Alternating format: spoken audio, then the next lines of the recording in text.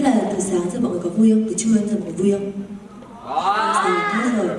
Và hôm nay lần đầu tiên thì Châu muốn xin gửi lời cảm ơn đến chương trình vì đã mời Châu.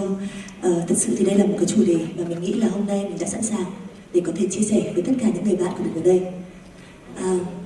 Chúng ta vì điều gì mà vội vàng đến thế? Chắc là cho Châu xin hỏi một câu hỏi đầu tiên là ở đây có ai tự cảm thấy là mình đang sống rất là nhanh và rất là vội không ạ? Trời ơi, ai cũng giơ tay đúng không ta?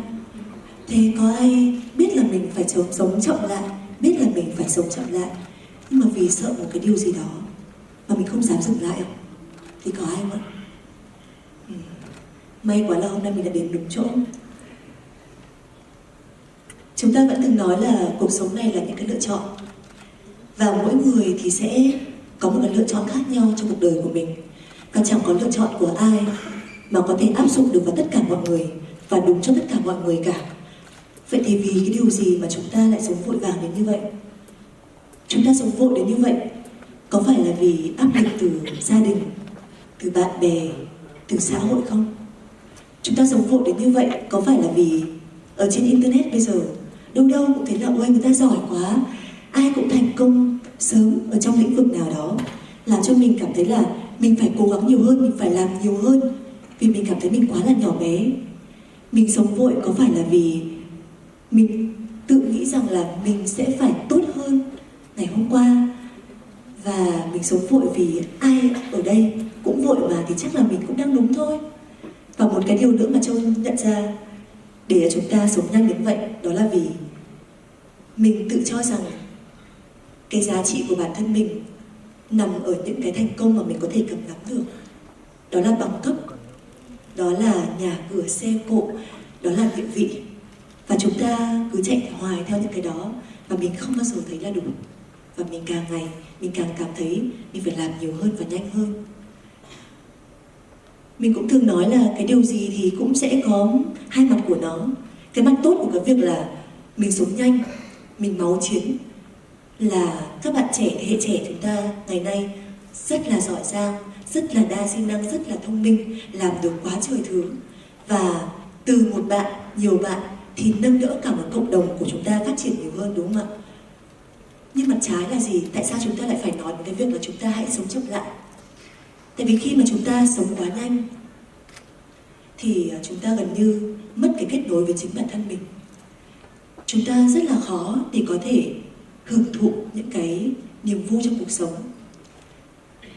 Và chúng ta cũng càng ngày càng thấy là những cái việc mà chúng ta làm nó bị giảm chất lượng đi. Tại sao? Tại vì khi mà chúng ta sống nhanh quá, chúng ta để cho bản thân mình vào một cái vòng lặp. Chúng ta học, chúng ta làm, chúng ta học, chúng ta làm, chúng ta đạt mục tiêu, xong mình lại bảo là phải có thêm mục tiêu nữa, rồi chúng ta lại học, lại làm, đạt mục tiêu. Và không bao giờ chúng ta thấy đủ, không bao giờ chúng ta dừng lại, không bao giờ chúng ta ngồi ngẫm lại xem là những cái gì mình làm ngoài kia nó mang lại giá trị gì cho mình, niềm vui từ những cái điều đó là gì nhỉ? Mình cứ làm hoài thôi. Và khi mình không bao giờ dừng lại thì làm sao mình còn động lực để đi làm nữa? Vì mình đâu có niềm vui. Rồi mình cũng sẽ vào những cái trạng thái trầm cảm, vào những cái trạng thái vui, buồn, tức giận, không thể kiểm soát được cảm xúc. Mình cũng chẳng còn tìm được cái giá trị của việc mình đi làm nữa. Thì đấy, đối với Châu, đó là cái cảm giác tệ nhất mà mình từng phải trải qua khi mình sống quá nhanh. Nói đến vậy rồi thì ai cũng biết là ok, tôi cũng phải sống chậm đi, tôi biết là tôi phải sống chậm đi rồi, nhưng mà tôi sợ rất là nhiều thứ. Tôi sợ người ta quên tôi sợ người ta sẽ vượt qua tôi, và tôi sợ là tôi sẽ dừng lại thì tôi sẽ biến mất thì sao? Thì Châu chỉ muốn nói rằng là mình đã từng có tất cả những cái nỗi sợ đó. Mình rất sợ. Vào những cái thời điểm mà mình 17, 18 tuổi mình bắt đầu với cả ngành nghề này thì mình là một cái cô gái rất là nhỏ bé, rất là lùn thấp, và mình rất là đam mê, nhưng mà mình sống với cả toàn là những cái sự nghi ngờ từ những người xung quanh. Nghi ngờ từ bố mẹ mình, nghi ngờ từ khán giả của mình, nghi ngờ từ những người mà nói là con để làm thời trang. Tất cả những cái nghi ngờ đó làm cho mình vào một cái trạng thái là tôi sẽ làm ngày làm đêm, và tôi chứng minh cho những cái điều này là sai, là tôi có thể làm được. Và mình làm ngày làm đêm. Rồi mình không bao giờ mình say no, mình không bao giờ mình từ chối một cái điều gì hết. Tại vì mình nghĩ là bây giờ mình mà từ chối thì khán giả có nghĩ là mình không hết lòng không? Rồi nhãn hàng có nghĩ là bây giờ bạn này không có trách nhiệm không, rồi mình cũng sợ là mình dừng lại thì mình có dừng lại luôn không, nên mình không bao giờ mình từ chối. Và mọi người cũng nói với cả Châu là cái nghề này chỉ có thời thôi, cố gắng đang thời thì làm cố mà làm đi.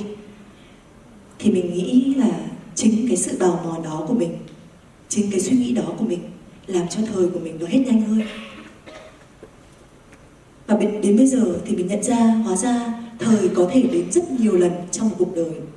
Chỉ cần là mình thực sự khỏe mạnh, mình luôn luôn phát triển bên trong mình có thêm những cái sự mới mẻ cho khán giả, mình có thêm những cái giá trị hay ho để cống hiến, thì thời sẽ lại đến. Và có lẽ là cái điều mà mình dũng cảm nhất trong những cái năm vừa qua, đó là tháng 9 vừa qua thì mình đã có một tháng mình hoàn toàn nghỉ ngơi, mình không làm gì cả. Tháng 9 thì là tháng Fashion Week của Châu, thì thường là mỗi năm Châu đều sẽ có xuất hiện, và tháng này thì rất là quan trọng vì mình cũng là một đại diện đến từ Việt Nam, nên là rất ít khi mà mình không có mặt. Nhưng mà tháng này thì Châu đã phải dừng lại vì sức khỏe của mình đã không cho phép. Thì cái lúc mà mình dừng lại, mình quyết định dừng lại, mình rất sợ. Mình sợ không biết là khán giả nghĩ gì nhỉ? Khán giả có nghĩ là mình đang bỏ cuộc không? Khán giả có nghĩ là mình đang mất cảm hứng không? Hay khán giả nghĩ gì? Thì một cái điều buồn cười đó là khán giả lại nghĩ là mình đang có em bé, chứ không phải là nghĩ mình. Chắc là vì cuộc đời mình trong 10 năm, khi mình bắt đầu từ 17 tuổi đến giờ là mình chưa bao giờ dừng lại ấy. Nên là khán giả sẽ không tin là có một cái lý do nào khác, lý do có em bé để dừng lại. Thì ngoài tất cả những cái điều đó thì thật sự là một cái tháng đó đối với Châu nó rất là đẹp, nó đã chữa lành cho Châu hoàn toàn. Lúc đầu tiên mình cũng sợ, nhưng mà một tháng mình cứ ngồi trước gương, sau mình nói chuyện với chính bản thân mình viết nhật ký rất là nhiều. Mình hỏi là thực sự mình vui cái gì làm mình vui, những cái việc mình đi làm thế này nó tạo giá trị gì cho mình. Xong Châu nghĩ rất là nhiều, thì Châu nhận ra là mình rất là biết ơn những cái gì, những cái năm tháng qua của mình được gặp gỡ rất là nhiều người, mình có rất là nhiều người giúp đỡ mình, và mình đã rất là vất vả rồi. Thì một tháng này mình nghĩ đâu có gì đáng sợ, mình nên nghỉ lại chứ, mình nên dừng lại chứ. Và cái lúc mà dừng lại thì mình nhìn xung quanh mình thấy mình đâu phải là chỉ là Châu ở trong công việc đâu, có phải là chỉ là Châu đi làm thì đấy mới là Châu có giá trị đâu. Kể cả mình ở nhà, mình chăm hai con cún nhà mình, hai con cún nó béo mầm lên thì cũng là giá trị của mình mà. Bố mẹ mình gọi điện là bố mẹ tự hào về con lắm, thì đấy cũng là giá trị của mình mà. Mình làm cho người yêu mình, bạn bè mình cười vui hàng ngày, đấy cũng là một phần những cái giá trị mình đã mang đến. Thì hóa ra mình đâu có nhỏ bé như mình đã nghĩ. Lúc đấy Châu rất là xúc động, bởi vì Châu nghĩ là wow, hóa ra không phải là cứ đi làm thì tôi mới thấy là một đời tôi ý nghĩa. Sau một tháng đó thì Châu đã gần như được chữa lành hoàn toàn. Và mình cũng đã suy nghĩ là mình chữa lành rồi, mình còn làm được gì cho cộng đồng của mình không? Mình có thể làm được gì cho cộng đồng của mình không? Và lúc đó thì Châu đã làm một cái chuyến retreat mang tên là Introspection. Cái chuyến đi này là gồm những người bạn trong ngành nghề của mình. Mình nghĩ rằng là chắc là mọi người cũng sẽ có những cái nỗi đau nào đó, có những cái tâm sự nào đó mà mọi người cần có người nghe. Thì lúc đó khi mà mình tổ chức cái chuyến đi này, tất cả mọi người tụ họp lại, mọi người chia sẻ, mọi người nói ra nỗi lòng của mình, viết nhật ký, rồi mình chơi game card ấy, xong rồi có những cái câu hỏi mà nó rất là deep, xong mọi người phải nói hết cái lòng của mình ra, và ai cũng khóc rất là nhiều. Và Châu nhận ra là hóa ra ai cũng có vấn đề, và những cái vấn đề nó không đáng sợ như vậy. Hóa ra những cái vấn đề khi mình nói với nhau, mình có thể giải quyết rất dễ dàng. Hóa ra vấn đề khi mình nói với nhau, mình có thể kết nối mọi người, mình có thể thêm những người bạn đồng hành mới. Và lúc đó cái chuyến đi này đã làm cho Châu cảm thấy những nỗi buồn hay những cái vấn đề nó rất là đẹp. Thì sau cái chuyến đi này mình cũng đã có thêm những người bạn mới. Và sau tất cả những cái gì mình trải qua, những cái gì mình học được, và mình học được từ những người bạn của mình, thì có một số điều mà Châu rút ra cho mình để mình thuyết phục bản thân mình sống chậm là một cái điều rất là đẹp. Mình không cần thiết phải sống nhanh. Để mình thuyết phục được bản thân mình thì mình phải vượt qua những cái nỗi sợ. Nỗi sợ đầu tiên mà Châu đã vượt qua được, đó chính là nỗi sợ bỏ lỡ. Có lẽ là ai cũng chẳng muốn sống nhanh, chẳng ai muốn tiễn cả ngày làm học liên tục làm gì, ai chẳng muốn nghỉ ngơi. Nhưng mình phải sợ một cái gì đó thì mình không dám làm như vậy. thì thường Châu thấy là mọi người sẽ sợ bị bỏ lỡ, đúng không? Châu cũng như vậy. Mình sợ là cơ hội đến mà mình không bắt lấy thì nó tuột qua tay mình mất. Nhưng mà như Châu nói bên trên thì cơ hội luôn luôn chờ mọi người ở ngoài kia, luôn luôn chờ chúng ta ở ngoài kia. Chỉ cần là chúng ta có những phút giây chúng ta nhìn lại, chúng ta biết là những việc mình làm, mình còn yếu kém ở đâu, mình cần sửa chữa cái gì, và mình cần nâng cấp bản thân mình bên trong ra sao, thì khi mình trở lại, cơ hội sẽ luôn ở đó và những cơ hội tốt hơn. Và Châu vẫn tự nghĩ rằng là bản thân mình cũng có những cái điểm chung giống như một cái cỗ máy. Khi mà hoạt động liên tục thì cái cỗ máy cũng cần phải dừng lại nghỉ ngơi, đúng không? Đến cỗ máy phải nghỉ ngơi, cũng phải nạp xăng nạp dầu, cũng phải xem là hỏng ở đâu sửa ngay chỗ đấy. Chứ nếu như mà mình để cái hỏng của mình qua năm này tháng nọ thì có phải là càng ngày cái lỗ hỏng nó càng lớn hơn, và khi mình quay về mình sửa chữa chắc gì mình đã sửa nó trọn vẹn toàn như lúc đầu. Và mình nghĩ là mình cũng như vậy. Vậy cho nên rõ ràng cái việc dừng lại nó không phải là một quyết định đáng sợ, mà đối với Châu nó là một quyết định khôn ngoan khi mà mình đang cảm thấy là tôi đang không ổn. Một cái nỗi sợ tiếp theo mà mình phải vượt qua đó chính là nỗi sợ không làm gì. Thường người ta nói không làm gì nghe hơi lười, đúng không? Nghe kiểu lười biếng nên người ta không dám bảo tôi đang không làm gì. Nhưng mà nếu mà nghĩ sâu hơn, Châu cũng thấy thật ra việc không làm gì nó chính là việc mình đang làm gì đó với tâm hồn của mình, với cơ thể của mình và với sức khỏe của mình. Một cái mà Châu sợ hơn không phải là không làm gì, mà là mình đã từng rơi vào trạng thái là mình làm mà mình không biết mình đang làm gì. Mình đang không biết mình đang sống thế nào, mình đang làm những cái việc này để làm gì, mình đang ở đây với ai để làm cái gì. Thì đấy là cái cảm giác đáng sợ nhất mà Châu từng trải qua. Mình không làm gì nhưng mà tôi biết là tôi đang hít thở, và tôi đang biết là tôi đang để cho đầu óc của tôi trống rỗng. Khi đầu óc của tôi không còn những miên man những suy nghĩ thì những ý tưởng sẽ đến với tôi. Tôi biết là khi mà mình không làm gì, mình chỉ ngồi yên đây lắng nghe bạn bè, gia đình mình, là mình đang cho bản thân mình cơ hội để kết nối, để trải lòng, mang đến cái năng lượng muốn lắng nghe từ những người xung quanh. Và đấy là cái cách để mình bắt đầu những cái mối quan hệ đẹp đẽ.